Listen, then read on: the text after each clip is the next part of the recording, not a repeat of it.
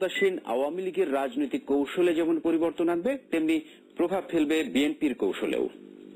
বিস্তারিত জানবো রিয়াদ তালুকদারের রিপোর্ট থেকে।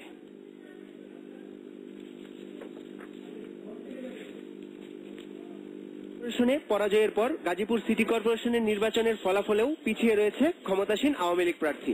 জয়ের পথে রয়েছে 18 দলীয় প্রার্থী। আর ভবিষ্যৎ রাজনীতিতে দুদলকে কাছাকাছি আনতে পারে বলে মনে করছেন স্থানীয় সরকার বিশেষজ্ঞ ডক্টর তোফায়েল হোসেন।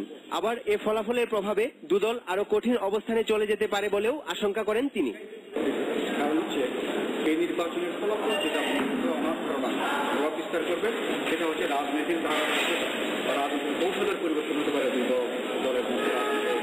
এখনো নির্বাচন কিন্তু এখন অনেক ধারা যদি অব্যাহত থাকে ভবিষ্যতে, তাহলে তাদেরকে আরো সতর্ক হতে হবে, জনগণের আশা আকাঙ্ক্ষার কাছাকাছি যেতে হবে, ভবিষ্যতে তারা যাতে জনগণের আশা আকাঙ্ক্ষা পূরণ করতে পারেন সে ব্যাপারে সচেষ্ট হতে হবে।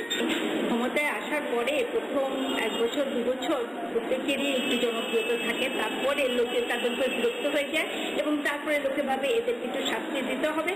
এই নির্বাচনে স্থানীয় ইস্যুর চেয়ে জাতীয় ইস্যুই বেশি প্রভাব ফেলেছে বলেও মন্তব্য বিশ্লেষকদের। ঘটনা ঘটেছে যেহেতু এই নির্বাচনটাকে জাতীয় নির্বাচন হিসেবে গ্রহণ করে নিয়েছেন সরকার এবং বিরোধী পক্ষ হিসেবে, যেগুলো এই স্থানীয় সরকার নির্বাচনকে জাতীয় নির্বাচনী ইস্যুর একটা সিদ্ধান্ত গ্রহণের প্রক্রিয়া হিসেবে ওই পর্যায়ে নিয়ে গেছে। বিশ্লেষকরা আরো মনে করেন বিপুল জনপ্রিয়তা নিয়ে আওয়ামী লীগ ক্ষমতায় এলেও পরবর্তীতে জনগণ তাদের উপর আস্থা হারিয়ে ফেলেছে, যার বড় প্রমাণ গত সিটি নির্বাচনের ফলাফল। রিয়াদ তালুকদার, বাংলা ভিশন, ঢাকা। জনগণের রায় মেনে নিয়ে সুষ্ঠু ও শান্তিপূর্ণ নির্বাচনের ঐতিহ্য গড়ে তোলার আহ্বান জানিয়েছেন প্রধান নির্বাচন কমিশনার কাজী রকিবউদ্দিন আহমদ। গাজীপুর সিটি কর্পোরেশন নির্বাচন শেষে এক সংবাদ সম্মেলনে তিনি একথা বলেন। নির্বাচন অবাধ ও সুষ্ঠু হয়েছে উল্লেখ করে সিইসি বলেন, কোথাও কোনো অপ্রীতিকর ঘটনা ঘটেনি।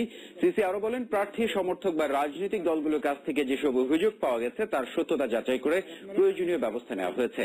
ভোটারদের ভয়ভীতির ঊর্ধ্বে রেখে উৎসমুখর পরিবেশে ভোট হওয়ার জন্য আইনশৃঙ্খলা রক্ষাকারী বাহিনী সহ সংশ্লিষ্ট সবাইকে ধন্যবাদও জানান প্রধান নির্বাচন কমিশনার। যে কোনো অনাকাঙ্ক্ষিত পরিস্থিতি মোকাবেলায় আগামীকাল পর্যন্ত তারা মাঠে থেকে দায়িত্ব পালন করবেন বলেও জানান সিইসি। প্রখর দৃষ্টির আন্ডারে আছে, আমরা সেটা খুব অ্যাপ্রিসিয়েট করছি। যিনি জিতুক, যিনি হারুন, তারা যেন বিজয় মিছিল না করেন এবং কোন রকম শো অফ ফোর্স না করেন, যাতে করে জনগণের শান্তি বিঘ্নিত হয়। তারা যেন শান্তি শৃঙ্খলা রক্ষায় শান্তি শৃঙ্খলা প্রয়োগকারী বাহিনীকে সহায়তা করেন, যাতে করে জনগণ শান্তিতে থাকতে পারে। আগের দিনের মতো নিয়ে নয়। গাজীপুর নির্বাচন সুষ্ঠু ও নিরপেক্ষ হলে 18 দলীয় জোট সমর্থিত প্রার্থী এম এ মান্নান বর্তমানের তুলনায় দ্বিগুণ ভোটে এগিয়ে থাকতেন বলে দাবি করেছেন বিএনপির স্থায়ী কমিটির সদস্য ডক্টর খন্দকার মোশাররফ হোসেন। গাজীপুর সিটি নির্বাচনে ভোট গণনা চলাকালীন অবস্থায় দলের নেতাকর্মীরা জড়ো হয় বিএনপি চেয়ারপারসন বেগম খালেদা জিয়ার গুলশান কার্যালয়ের সামনে। এ সময় তারা বিজয় চিহ্ন দেখিয়ে আনন্দ করতে থাকেন। এক তাৎক্ষণিক প্রতিক্রিয়ায় দলের স্থায়ী কমিটির সদস্য ডক্টর খন্দকার মোশাররফ হোসেন দল সমর্থিত মেয়র প্রার্থী এম এ মান্নানকে বিজয়ী উল্লেখ করেন। তিনি আরো বলেন, এই নির্বাচনে সরকারের উচ্চ পর্যায় থেকে শুরু করে সরকারি কর্মকর্তারা প্রভাব খাটানোর চেষ্টা করেছেন। জনগণের ব্যালটের কাছে সরকারের সকল ষড়যন্ত্র ভেসে গেছে বলেও মন্তব্য করেন তিনি। সরকার, সরকারি ক্ষমতা, প্রশাসনিক ক্ষমতা, এমনকি এনভিআর কে ব্যবহার করেও গাজীপুরে নির্বাচনকে প্রভাবান্বিত করতে চেয়েছিল, কিন্তু তাদের সকল প্রকার চেষ্টা, ষড়যন্ত্র, কৌশল জনজোয়ারে ভেসে গেছে। জনজোয়ারে সরকারের যত অপচেষ্টা আজকে ভেসে গেছে। যদি সুষ্ঠু, নিরপেক্ষ, শান্তিপূর্ণ নির্বাচন হতো, তাহলে আমাদের প্রার্থী যে ভোটে এখন এগিয়ে আছে তার থেকে আরো দ্বিগুণ ভোটে এগিয়ে থাকতো। গাজীপুর সিটি কর্পোরেশন নির্বাচনের কিছু কিছু ভোট কেন্দ্রে ধীর গতিতে ভোট গণনা চলছে বলে অভিযোগ করেছে বিএনপি। দলটির স্থায়ী কমিটির সদস্য এম কে আনোয়ার বলেছেন, কয়েকটি কেন্দ্রে ছাত্রলীগ, যুবলীগ কর্মীরা ফলাফল শিটে প্রিজাইডিং অফিসারকে সই করতে দেয়নি। রাত 10টার দিকে এম কে আনোয়ারের নেতৃত্বে একটি প্রতিনিধি দল নির্বাচন কমিশনে গিয়ে নির্বাচন কমিশনার মোহাম্মদ শাহনেওয়াজের কাছে বিভিন্ন অভিযোগ করেন।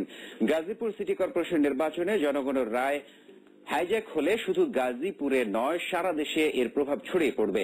এই জন্য নির্বাচন কমিশন দায়ী থাকবে বলে হুঁশিয়ারি করেছেন এম কে আনোয়ার।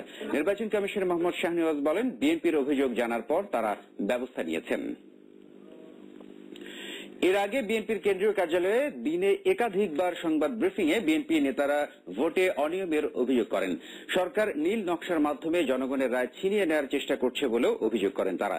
ভোট কেন্দ্রে ঢুকে ছাত্রলীগ যুবলীগের কর্মী নেতাকর্মীরা ভোট গণনায় প্রভাব বিস্তারের চেষ্টা করছে বলে অভিযোগ করেছেন বিএনপি নেতারা।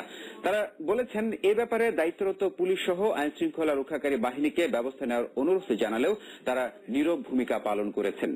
জনগণের রায় নীল নকশার মাধ্যমে ছিনিয়ে নেওয়ার চেষ্টা করছে সরকার। কারচুপি হলে সরকারের মৃত্যু ঘণ্টা বাজবে বলেও হুঁশিয়ারি দিয়েছেন বিএনপি নেতারা। গাজীপুরের নির্বাচন অবাধ ও সুষ্ঠু হয়েছে এমন দাবি করেছেন আওয়ামী লীগের কেন্দ্রীয় নেতারা। নির্বাচনে জনগণের রায়কে মেনে নেওয়ারও আহ্বান জানিয়েছেন তারা। বরং আওয়ামী লীগ নেতারা অভিযোগ করেন, গাজীপুরের নির্বাচন নিয়ে বিএনপি নেতারা পরিকল্পিতভাবে সরকারের বিরুদ্ধে বিভ্রান্তি ছড়াচ্ছে। বিস্তারিত সৈয়দ আব্দুল মুহিতের রিপোর্টে। আগেই বলেছে একটি সুবিধাবাদী দল। গাজীপুরের নির্বাচন নিয়ে দলের সভানেত্রীর ধানমন্ডি কার্যালয়ে ব্রিফিং করেন আওয়ামী লীগের উপদেষ্টা পরিষদের সদস্য তোফায়েল আহমেদ। 4 সিটি কর্পোরেশনের মতো গাজীপুরের নির্বাচনও সুষ্ঠু হয়েছে এমন দাবি করে তিনি বলেন, নির্বাচনকে বিতর্কিত করতে বিএনপি নেতারা বরাবরের মতোই এবারও মিথ্যাচার চালিয়ে যাচ্ছেন। যেহেতু এই সুষ্ঠু সুন্দর নির্বাচনটাকে বিতর্কিত করার জন্য বিএনপির মূল উদ্যোগ, যাতে তারা বলতে পারে যে এই সরকার অধীনে নির্বাচন অবাধ এবং নিরপেক্ষ হবে না, সুতরাং তত্ত্বাবধায়ক সরকার। এদিকে নির্বাচনের ফলাফল যাই হোক সবাইকে তা মেনে নেওয়ার আহ্বান জানিয়েছেন আওয়ামী লীগের যুগ্ম সাধারণ সম্পাদক মাহবুবুল আলম হানিফ। আজকেও গাজীপুরের নির্বাচনে অবাধ, সুষ্ঠু, নিরপেক্ষ এবং উৎসবমুখর পরিবেশেই ভোট গ্রহণ সম্পন্ন হয়েছে। আমরা এই নির্বাচনের মাধ্যমে ভোটাররা যে রায় দেবেন, গণনার পরে যে ফল আসবে সেই ফলকেই মেনে নেওয়ার জন্য আমাদের সকল প্রার্থী সহ সকল ভোটারদেরকে আমরা অনুরোধ জানিয়েছি।